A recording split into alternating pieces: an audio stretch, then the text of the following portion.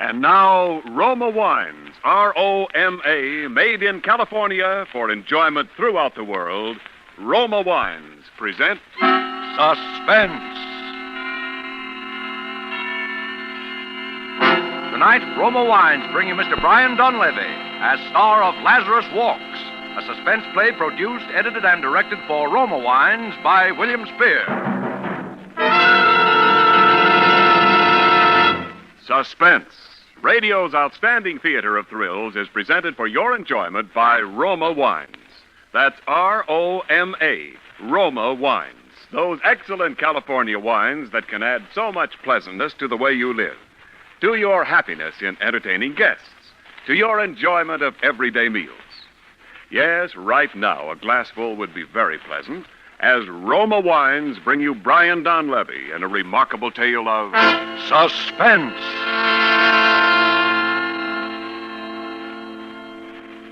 This is the truth. Do you understand? The truth. It must be the truth. It has to be.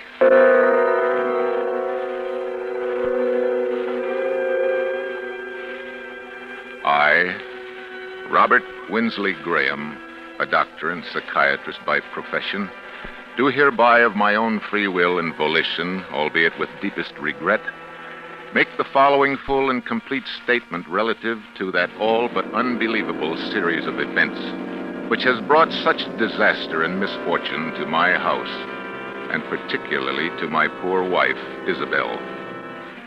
It had its beginning, properly speaking, some 2 months ago, to be exact, on the evening of August 25th. We were in the drawing room, Isabel at the piano practicing, as she said, her Aunt Jane and I on opposite sides. Isabel, what's the matter? I don't know. I can't seem to keep my mind on anything anymore.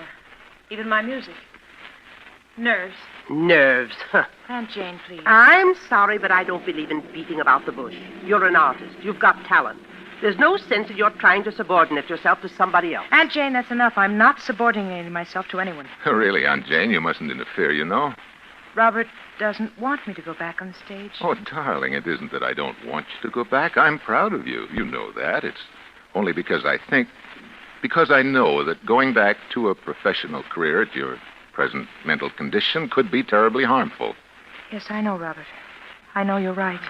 After all, I am a doctor. It's my business to know these things. I'll get it probably in the hospital. Hello. Yes, this is Dr. Graham. Who? Oh, yes. Yes, why, of course. When would you like to see me? All right, fine. No trouble at all. Very well, I'll be expecting you. Goodbye. Isabel, good heavens, who do you suppose that was? Who? Roger Holcomb. Do you remember the case? Roger Holcomb. Roger Holcomb? I remember it. Of course you do. The fellow who was brought back from the dead, as the newspapers put it, about a year ago. Oh, yes. You know, he really was dead for 4 full minutes, as far as medical science was concerned. And then Bates brought him around. It was a 9 days wonder at the time. What does he want to see you about? I don't know. Something to do with his experience, obviously. Oh. He was in a terribly agitated state, poor fellow. He'd been walking up and down in front of the house for an hour, trying to get up courage to ring the bell. Finally, he phoned from the corner drugstore. Oh, the poor man. Why in the world would he do that? Anxiety neurosis. They hounded him in the most shocking way when he got out of the hospital. You know, preachers and spiritualists and movie agents and just plain fakers. People trying to find out if he remembered anything of the 4 minutes when he was supposed to be dead. And people just trying to exploit him. Oh, that's notoriety. Some thrive on it, some don't. One man's meat is another man's poison. Yeah. Well, that must be Holcomb now. I'll take him into the office.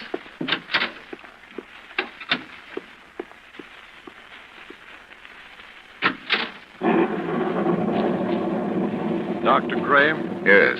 You're Roger Holcomb? Yes. Come in. Thank you. It's a pleasure to meet you, Mr. Holcomb. Is it? Sit down. Oh. Why did you come to me, Mr. Holcomb? Well, I was told that you specialized in strange cases. Things that other men can't explain. Yes, that's true in a way. You know what happened when I got out of the hospital? How they followed me and questioned me, hounded me day and night, trying to find out if I remembered anything, if I'd experienced anything beyond the grave. Yes, I remember that. And then you remember that my answer was always the same, that I remembered nothing, that I knew nothing. Well, I was wrong. Oh? What did you experience during those 4 minutes? I don't know. But it must have been something. Something I don't even dare to think about. How do you know this? Well, it happened the first time on a boat trip, which I'd taken to recover my health. I found myself chatting with a woman who was seated at my table in the dining salon. She found occasion, such women often will, to mention her age. She said, "After all, I'm not yet 40. And then it happened. What happened? From somewhere came crashing into my mind the certain knowledge of the exact day and year of that woman's birth. And with it, a compulsion to speak out, a compulsion which I could no more have resisted than I could have resisted breathing. I said, "Madam, you were born in May, weren't you? May 30th? And then I added the date, the year 1900. She was well over 40. She'd lied to me. It's an innocent enough thing, but I had known the truth and been forced to speak it. And I have been ever since." Wow. And this condition has existed only since your... Since my 4 minutes beyond the grave, yes.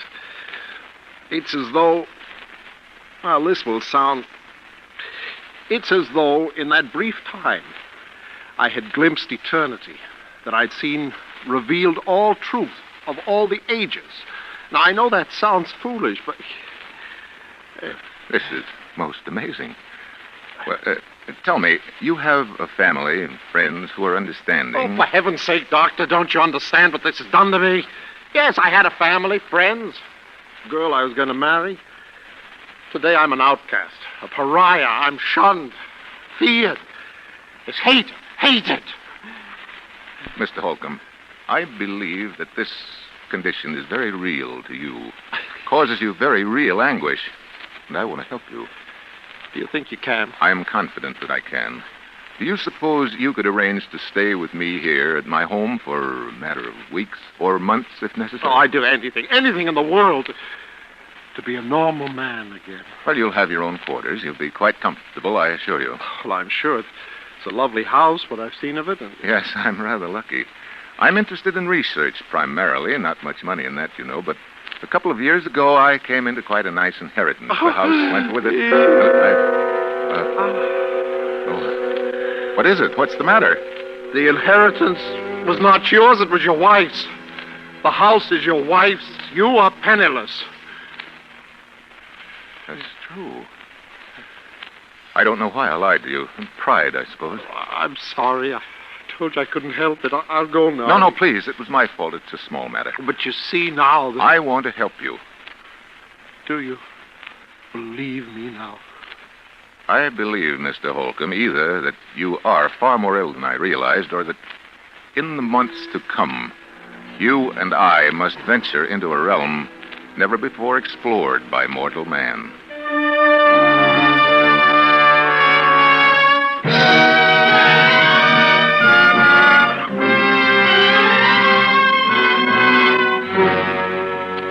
For Suspense, Roma Wines are bringing you Brian Dunleavy in Lazarus Walks, a radio play by Robert L. Richards from a story by J. Marion Speed. Roma Wines' presentation tonight in radio's outstanding theater of thrills, Suspense.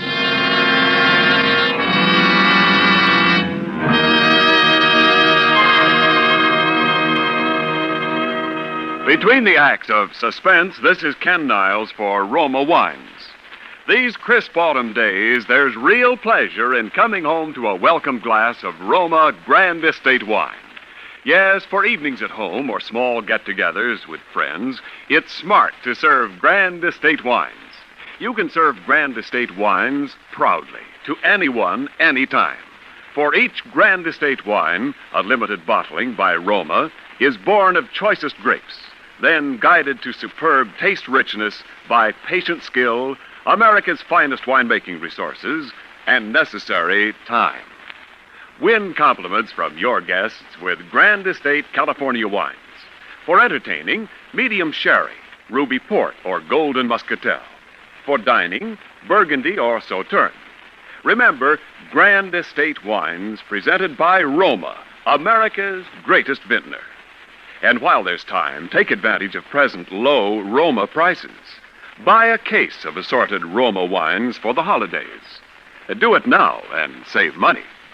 And now, Roma Wines bring back to our Hollywood soundstage Brian Donlevy in Lazarus Walks, a tale well calculated to keep you in suspense.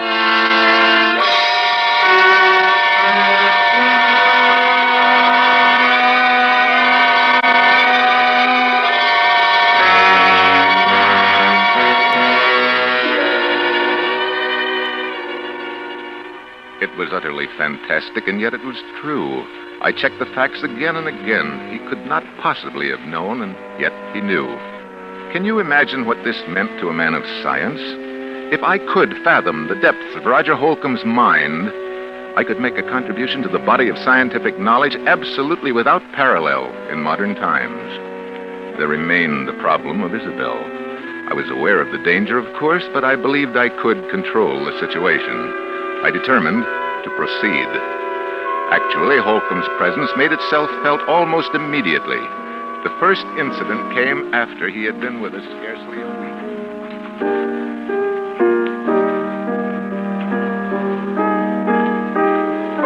Isabel, please stop that playing and listen to me. Aunt Jane, you know Robert has said I mustn't talk about it. That's bad for me. I don't care what Robert says. I've been sick, that's all. He's made you sick. That's ridiculous. Maybe it's just that he's afraid of losing you. Maybe he's even afraid of losing your money. But I'm absolutely convinced that whether he's meant it or not, he's made you believe there's something the matter with you that isn't. Aunt Jane, I simply forbid you to talk this way. Isabel, do something before it's too late. Do? What? Get away, leave him, divorce him, anything. Aunt Jane, you don't know what you're saying. Oh, I hope we're not interrupting. Of course not, darling. Hello, Roger. Hello, Isabel. Mrs. Parton. Good afternoon. How are you feeling, Roger? Well, better, I think. I think it would be better if we didn't discuss our states of mind, Isabel. Oh, yes. Of course. I'm sorry. Well, would you like me to play something for you? You know, I think I'm beginning to get the feel of it again. Really, I do. You're sure we haven't interrupted some conversation? Of course not. We were just discussing how helpful you've been in getting Isabel back to her work again. Roger. No, you are not. You were telling Isabel to divorce her husband. Why? Isabel. I'm sorry. I'm sorry. Roger. I'm sorry. Roger, come back here. Isabel, is that true? You brought him in here deliberately. Is that true? It doesn't matter. Oh, you've known how I felt for a long time. Yes, I'm afraid I have. Robert, it was all so silly. She didn't mean it. It was just that she... I did mean it. I'm sorry, Isabel, but I've been under this roof too long as it is. Oh, Aunt Jane, you're not leaving us. It's the best, Isabel. Yes, I think it is decidedly best that you go at once.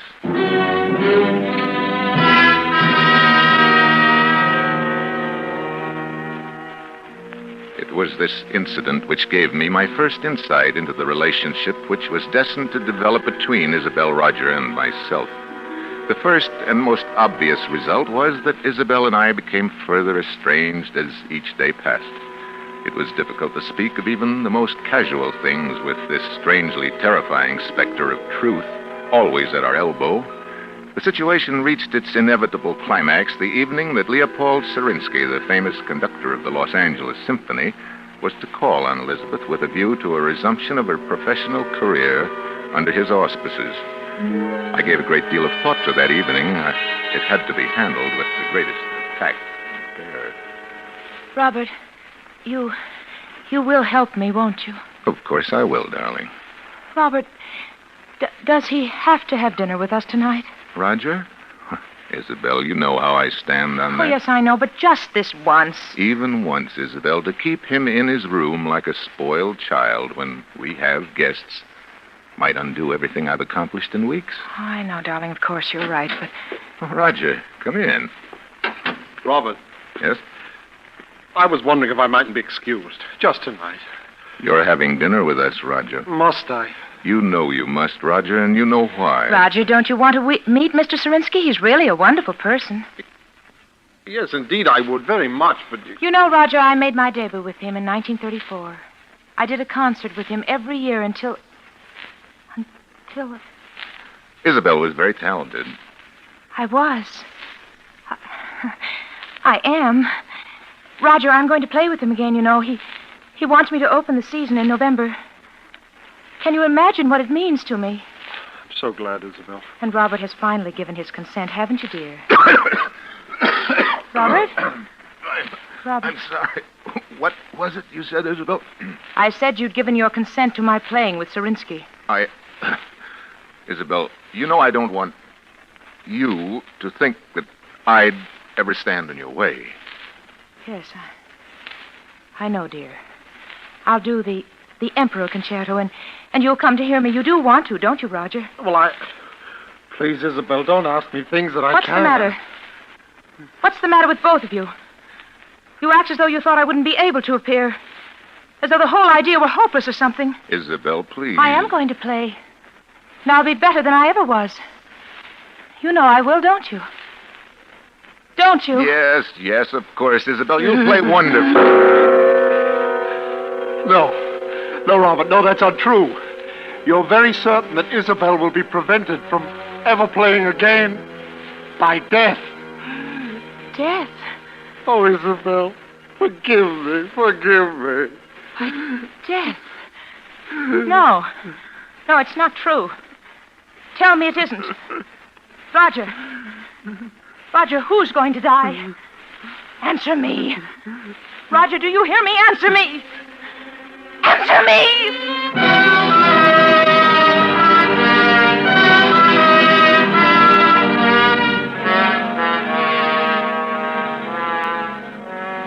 When Serinsky arrived, I told him that it would be quite impossible for Isabel to leave her room.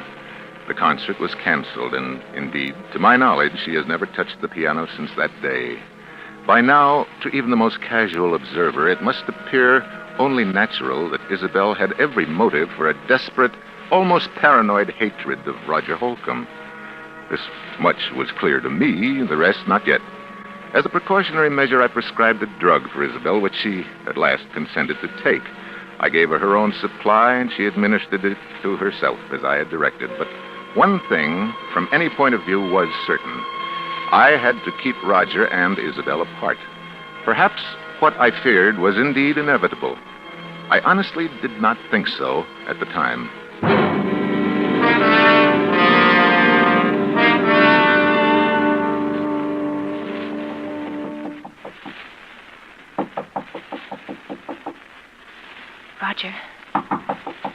Roger. Yeah? It's me, Isabel. What do you want? Let me in, please. No. Please. It's terribly important. Robert said... I know. But he said it would be all right this time. Are you sure? Yes, please. All right. Now, what do you want? I want to talk to you, that's all. What about that's so important? Roger, why don't you ever leave your room anymore? Can't you guess? Do you think I hate you? Oh, Isabel, I don't know what to think anymore. You do, don't you? I warned him. I told him it would happen. Now I'm going mad up here thinking of the anguish I've caused But, you. Roger, I don't... You must believe me. I know what it's been like for you having me here, Roger. Isabel. Roger, you see, for the first time in my life, I think my husband is wrong about something. Wrong? Yes. Don't you see? He's been worried about both of us, and so this distrust has grown up between us. Well, I don't distrust you, Isabel. You've been more wonderful But to me. you're afraid of me. And that amounts to the same thing. And it's bad for both of us. It's hurting both of us. I've often felt I wanted to talk to you, to beg your pardon. Oh, but... Roger, you don't have to do that. We're both sick. But I think if we saw each other sometimes, if we talked the whole thing out, it would help us both. Does Robert think so, too? No. Then he didn't tell you it was all right to see me. No. I lied to you. You what? I lied to you. You lied to me. And it didn't happen. Isabel, don't you see? I am getting well. It didn't happen. I know, Roger. I don't think it does happen anymore, except with Robert. With Robert? But what makes you think I don't that know. Something about the way he acts, the way he is. Oh, but Isabel, he is curing me then. Perhaps you shouldn't have No! come. Don't you understand? We must see each other. We must talk. Listen.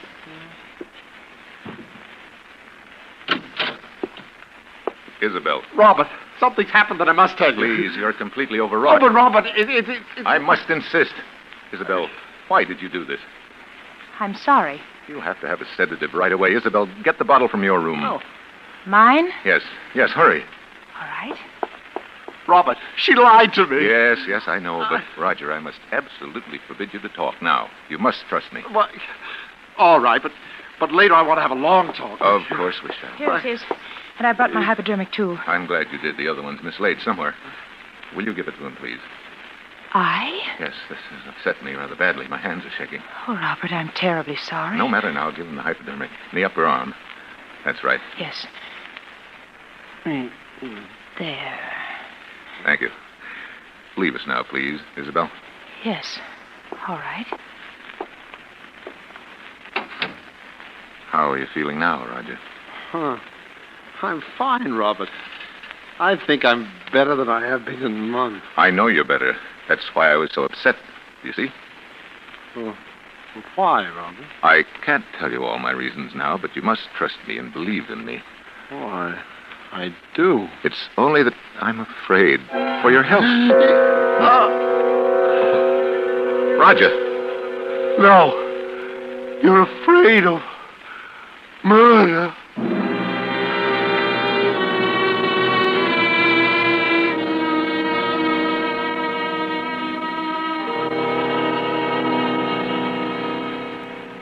It was clear to me now. I knew I must take immediate action. I knew that the most terrible consequences might result if Isabel were alone with Roger Holcomb, even for a moment. For he knew. He said so. There was no other explanation. I thought it through most carefully, and yet no plans are perfect. No man is infallible.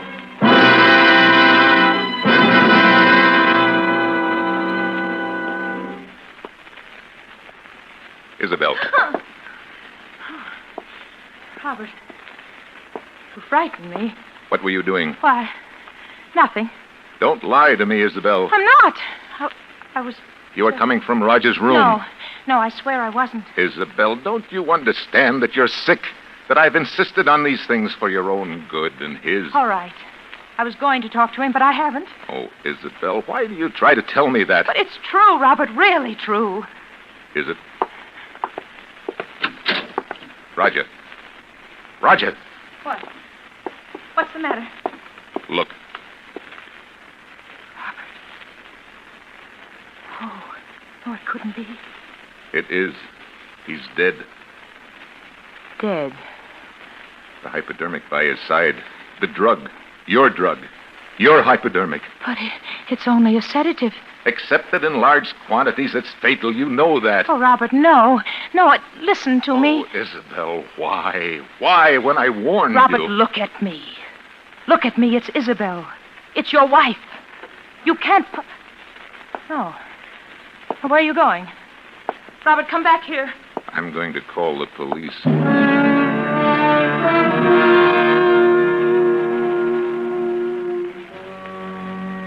Even though it did not come to me as a shock, even from my point of view as a scientist, it was terrible enough.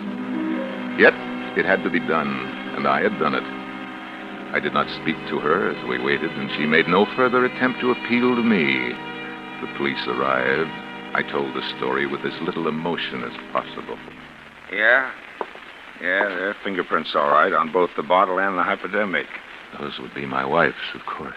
They both belong to her. Is that true, Mrs. Graham? Yes.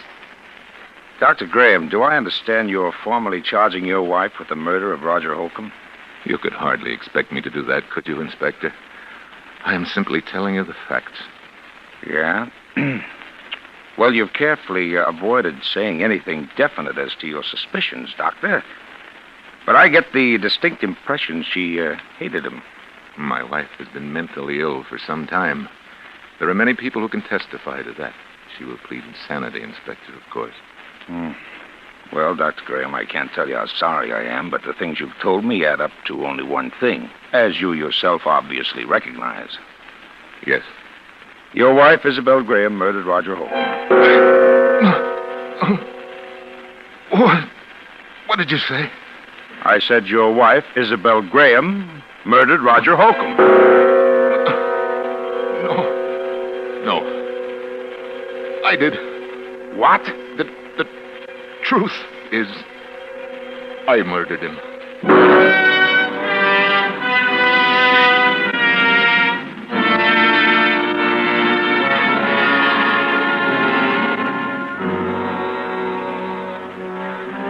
No plans are perfect. No man is infallible. Yes, I killed Roger Holcomb, and I had planned to dispose of Isabel for many months. I had never loved her. I had loved only science, and I wanted her money, and Holcomb found it out. That was the risk I ran. That any chance lie in his presence, either by Isabel or myself, would bring out the truth. And it did. I had no alternative once he discovered that but to kill him. It was easy enough to throw the blame on Isabel, but I had not counted on that terrible compunction for the truth. That strange affliction of Roger Holcomb's and its power over me. Did it transfer itself at his death to me, or was it conscience? It is a pity that it had to end this way. It was a fascinating case.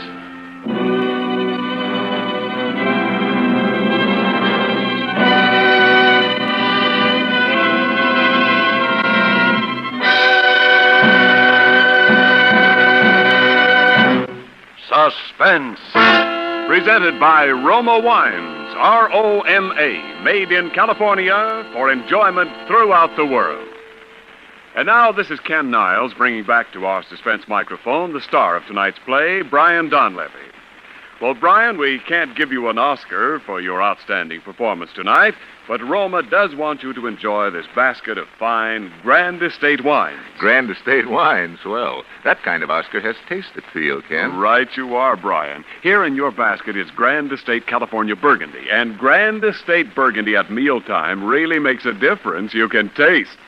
Yes, Grand Estate Burgundy brings out all the taste goodness in juicy roast beef, adds to your enjoyment of a good steak, a brace of sizzling chops, or even simple hamburgers. You're killing me. I'm starved. I never eat before a broadcast. Well, then you'll especially enjoy Grand Estate Burgundy with supper tonight. For Grand Estate Burgundy, like all Grand Estate wines, is a limited bottling of rare distinction, a wine born of the choicest grapes, then with infinite patience, guided to mellow perfection by the unmatched skill and resources of Roma Master Vintners. Remember the name, Grand Estate Wine, presented by Roma, America's greatest vintner. I'll remember, Ken. And speaking of great names, I understand that you have Jack Carson all set for Suspense next week, a comedy show, I suppose. Oh, now, come, Brian. You know we specialize in the unexpected on Suspense. No, Mr. Carson will, I think, astonish a great many listeners who think of him as a gay, mad jokesmith. They'll hear him really give out with the drama when he appears on Suspense next Thursday. He'll play a man who wants his freedom badly enough to kill somebody for it. Well, that I've got to hear. Well, thanks, Ken, and Bill, and Lud. It's been swell, as usual. Well, thank you again, Brian. And we all think you're great in Paramount's 2 years before the mast. Next Thursday, same time, you will hear Mr. Jack Carson as star of Suspense. Produced and directed by William Spear for the Roma Wine Company of Fresno, California. Stay tuned for the thrilling adventures of the FBI in peace and war, following immediately over most of these stations.